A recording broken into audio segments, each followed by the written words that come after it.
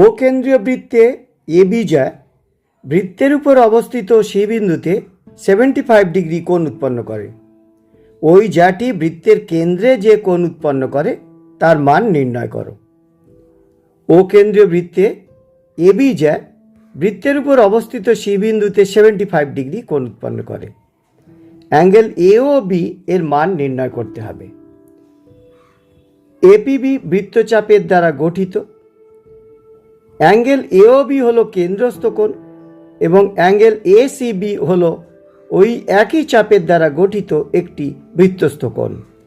আমরা জানি কেন্দ্রস্থ কোণ বৃত্তস্থ কোণের দ্বিগুণ, সুতরাং angle A O B equal to 2 into angle A C B equal to 2 into 75 degree equal to 150 degree. A B C বিন্দু তিনটি ও কেন্দ্রীয় বৃত্তের উপর এমনভাবে অবস্থিত যে এবি ও এসি রেখা দুটি বৃত্তের কেন্দ্রে যথাক্রমে 135 ডিগ্রি ও 95 ডিগ্রি কোণ উৎপন্ন করে। অ্যাঙ্গেল বিএসি এর মান নির্ণয় করতে হবে। অ্যাঙ্গেল বিএসি এর মান নির্ণয় করতে হবে। এক্ষেত্রে এই এপিবি বৃত্তচাপের দ্বারা গঠিত অ্যাঙ্গেল এ ও সি হল কেন্দ্রস্থ কোণ ও ওই একই চাপের দ্বারা গঠিত এ সি বি কোণ হল একটি বৃত্তস্থ কোণ। আমরা জানি কেন্দ্রস্থ কোণ বিওসি ইকুয়াল টু 2 ইন্টু বৃত্তস্থ কোণ বিএসি। সুতরাং angle BAC equal to 1/2 angle BOC equal to 1/2 angle BOC. এই কোণটির পরিমাপ হবে 360 degree minus 135 degree minus 95 degree equal two 1/2 into 130 degree equal two 65 degree. নিচের চিত্রে ও হলো বৃত্তের কেন্দ্র এবং অ্যাঙ্গেল পিও কিউ 64 ডিগ্রি হলে অ্যাঙ্গেল পি আর কিউ এর মান নির্ণয় করতে হবে। এখন ও কেন্দ্রীয় বৃত্তের এই পি এ কিউ বৃত্তচাপের দ্বারা গঠিত। প্রবৃদ্ধ কোণ পি ও কিউ এটি হলো কেন্দ্রস্থ কোণ এবং পি আর কিউ একটি বৃত্তস্থ কোণ। কেন্দ্রস্থ কোণের পরিমাপ বৃত্তস্থ কোণের পরিমাপের দ্বিগুণ, সুতরাং প্রবৃদ্ধ কোণ P O Q equal to 2 into angle P R Q equal to 2x degree. এই কোণটি 2x ডিগ্রি। এখন 2x degree plus 64 degree equal to 360 degree. তাহলে 2x প্লাস 64 ইকুয়াল টু 360। সুতরাং 2x equal to 360 minus 64 equal to 296। সুতরাং x equal to 148 অর্থাৎ angle P R Q equal to 148 degree. O কেন্দ্রীয় বৃত্তে AB যা বৃত্তের উপর অবস্থিত পি বিন্দুতে 126 ডিগ্রি কোণ উৎপন্ন করলে অ্যাঙ্গেল এ ও বি এর মান নির্ণয় করতে হবে। এই কোণটি হল 126 degree.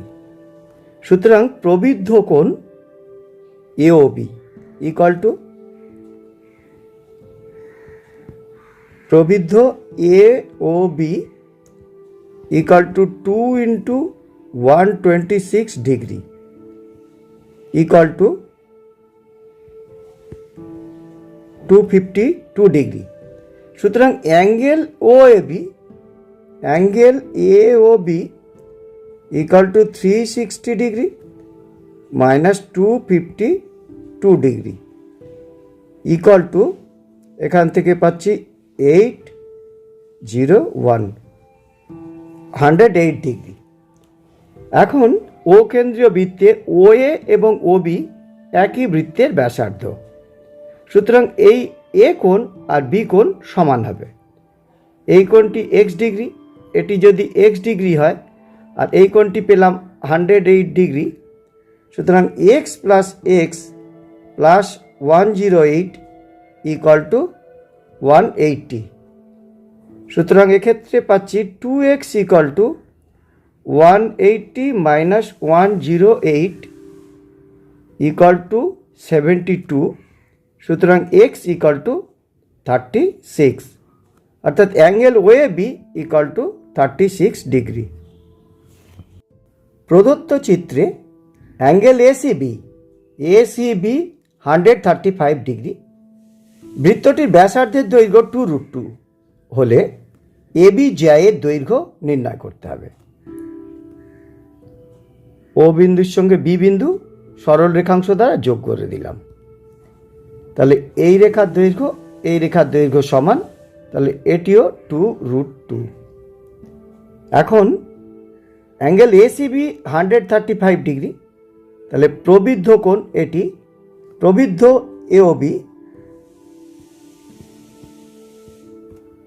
প্রবৃদ্ধ angle AOB equal to 2 into 135 degree equal to 270 degree.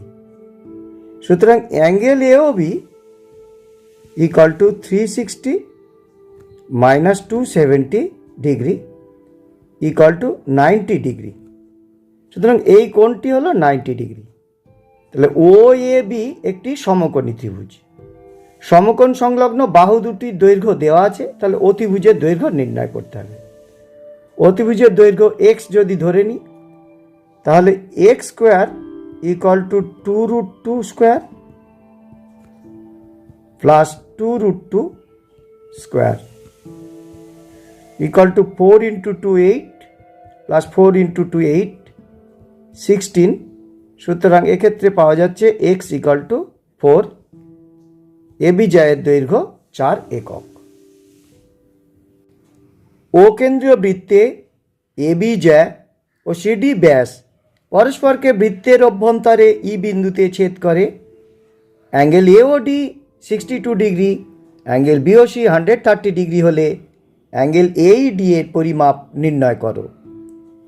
O কেন্দ্রীয় বৃত্ত, এবি একটি জ্যা, সিডি একটি ব্যাস বৃত্তের কেন্দ্রগামী, পরস্পরকে বৃত্তের অভ্যন্তরে ই বিন্দুতে ছেদ করেছে, তাহলে এই বিন্দুটি হলো ই বিন্দু।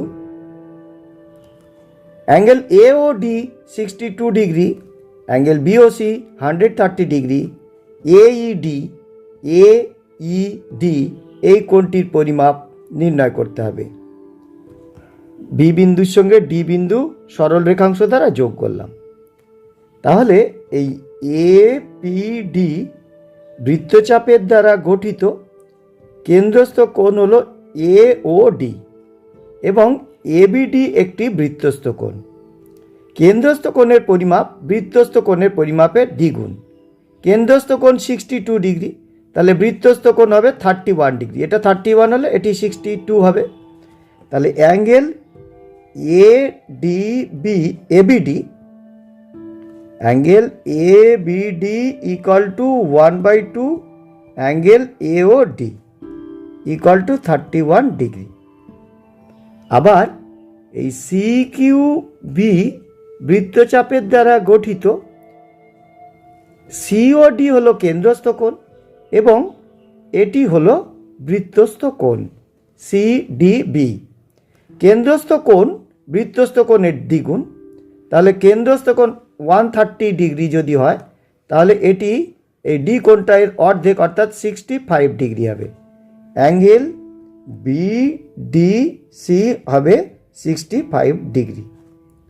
বি কোণ হলো 31 ডিগ্রি। এক্ষেত্রে খেয়াল করে দেখো, এই একটা ত্রিভুজ আছে DBE, এই ত্রিভুজের এই বি রেখাকে এ পর্যন্ত বাড়ানো হয়েছে। ই কোণ হলো বহিস্থ কোণ। এই বহিস্থ কোণ ত্রিভুজের অন্তস্থ বিপরীত অন্তস্থ কোণ দুটি সমষ্টির সঙ্গে সমান, সুতরাং angle AED equal to 31 degree plus 65 degree equal to 96 degree. O কেন্দ্রীয় বৃত্তে ABCD একটি বৃত্তস্থ চতুর্ভুজ, যার একটি কর্ণ বৃত্তটির কেন্দ্রগামী। ABCD একটি বৃত্তস্থ চতুর্ভুজ, কেন্দ্র O, একটি কর্ণ AC বৃত্তটির কেন্দ্রগামী।